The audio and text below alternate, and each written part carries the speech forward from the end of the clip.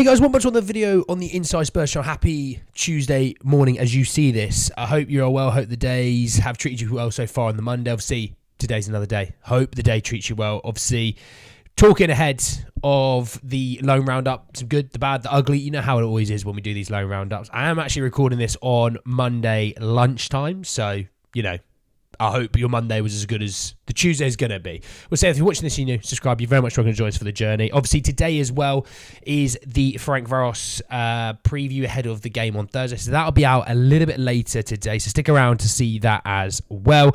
Obviously, coming out on the channel this week, as well as the second channel, loads of FIFA content. Career mode on the Inside Spurs.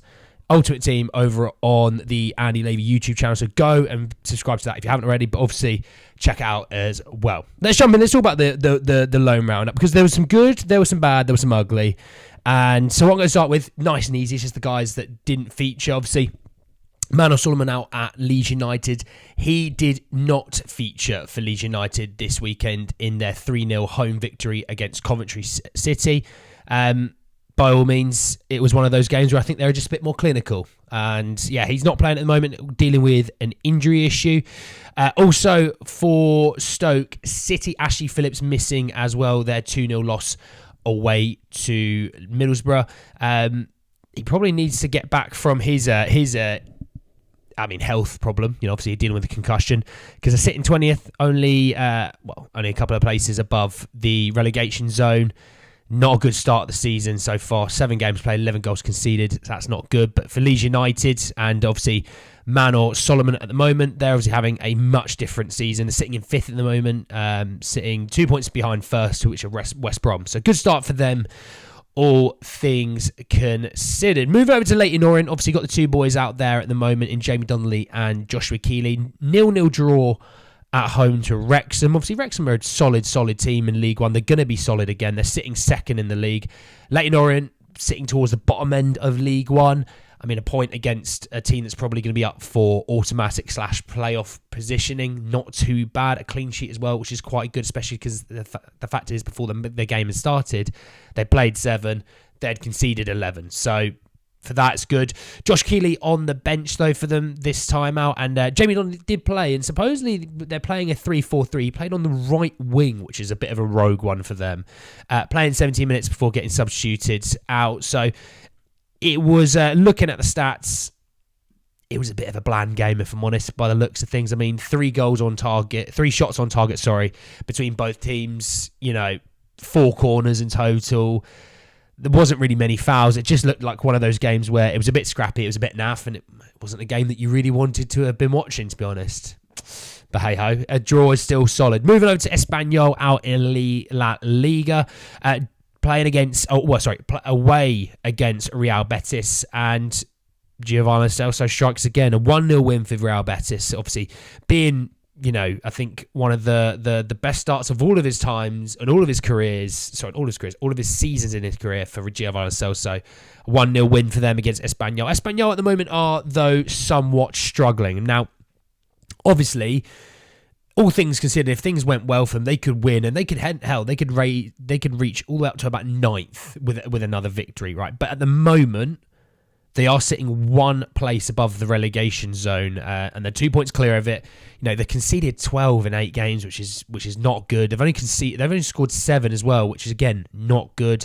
For Valise, though, Valise did actually start on the bench for Espanyol, coming on in the 87th minute. So again, not good, you know. And hopefully that's just an outlier, because obviously last time when he was playing for Sevilla, he was getting only sort of 5 minutes, if that really. He was obviously getting a lot of time sitting on the bench, but you know, Real Betis scoring in the 85th minute, the reaction to that, obviously then trying to get on your more attacking players, leaving it potentially too late. It's a tough one for Espanyol. You know, had it been a 0-0 draw, probably be a good result, but I doubt he'd have even come on, to be honest. Switching over to the other La Liga side that we have with the player out, Brian Hill for Girona FC. Started on the bench, but again, with Brian, he started a lot of football for them this season, starting week in, week out as well. He came on the 72nd minute for a former Spurs player in Arnaut Danjuma, so getting about 20-odd minutes sort of thing. A 1-1 draw away to Celta Vigo isn't anything to sniff at. They're both sort of in around mid-table at the moment, Girona and Celta Vigo, obviously Girona having Champions League football and other commitments as well, playing into maybe why they're struggling a little bit this season, having played 8, winning 2, drawing 3, losing 3, scoring 9 and conceding. I mean, again, a lot of these teams are conceding a lot of goals. I mean, they conceded 11 in those 8, I mean, they were playing a Celta Vigo side who've now conceded 15 in 8, but also scored 15 in 8. And you probably would have hoped you'd get at least maybe 1 or 2 out of it, but they hadn't. So, again, Brian, I'm not concerned. Brian's had a really good, strong start to his time at Girona. He's playing a lot of football as well. And again, when it comes to us, when it comes to, next summer, when, we are talking about do we keep, do we sell, do they go back out on loan again? All the while that Brian is playing a lot of football, it's gonna raise his value, but it's also gonna raise the interest value in him. There's going to be teams looking at Brian Hill going, let's just see what he's going to do at Girona. Let's just see how he copes with Champions League football. Let's see how he copes with playing more sort of week in, week out football, and how that might benefit us in the future. But for us, it's always good news when the player's playing regular football. And Brian, if is a cash-in situation, the money's there. With Veliz, he's playing week in, week out football. Is there a point where you're like, actually, he's going to be playing week in, week out football. Hopefully, he's going to be getting sort of 20, 30 minutes, if not every single time. How that'll benefit us on the receiving end of maybe Veliz is with the first team squad next season. You never know.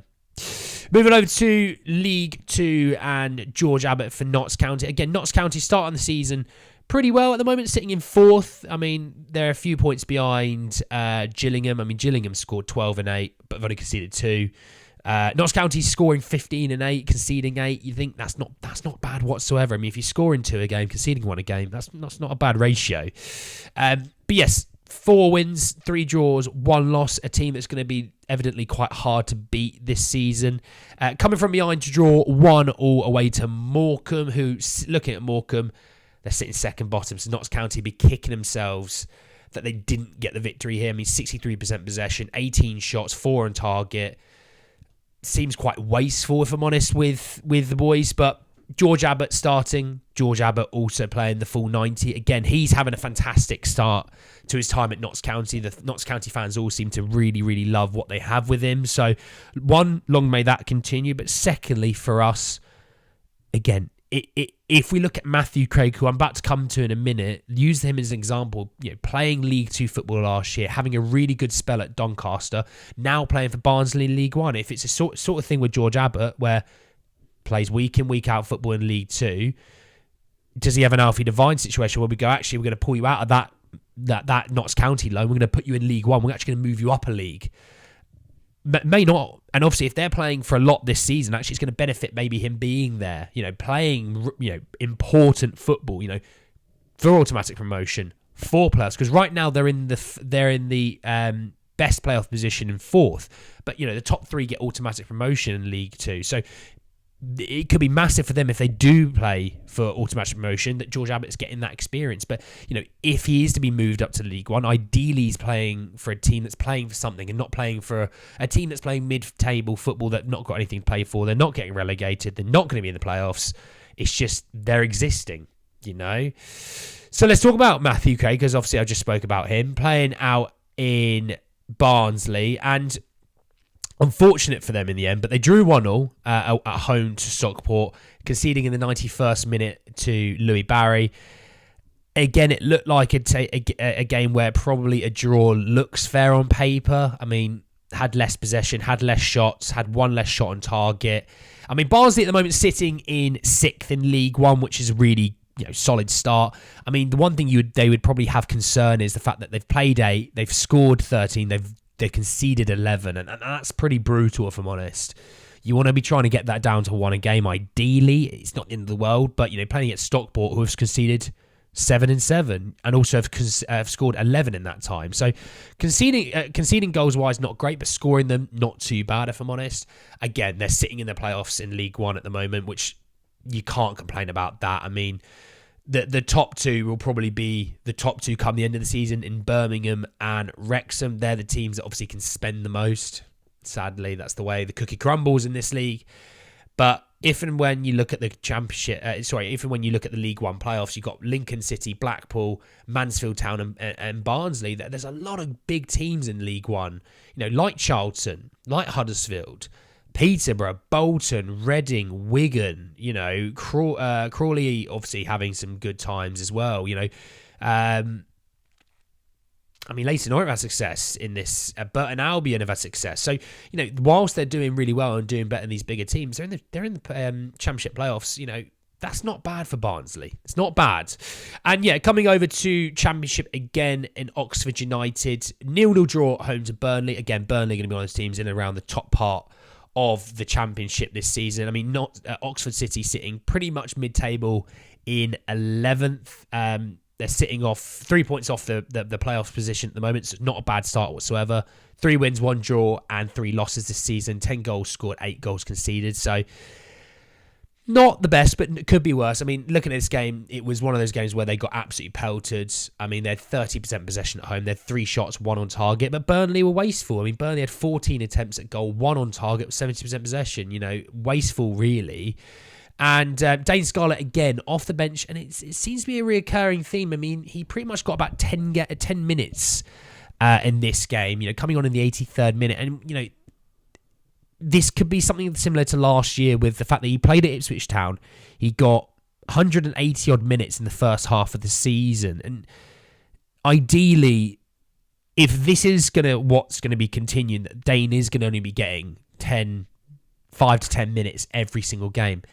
Get him in League One where he's going to play 90 minutes week in, week out. I'd just rather that, because it's crucial for his development, but it's also crucial for us to see what we have in Dane. And I don't think we truly have seen what we have in him. And because he's not getting minutes at Oxford, he didn't get minutes at Ipswich, and get him out on loan. Hopefully, if this continues, get him out on loan in January, playing for a team in League One week in, week out. Looking at the teams that are playing week in, week out football in League One and benefiting from it.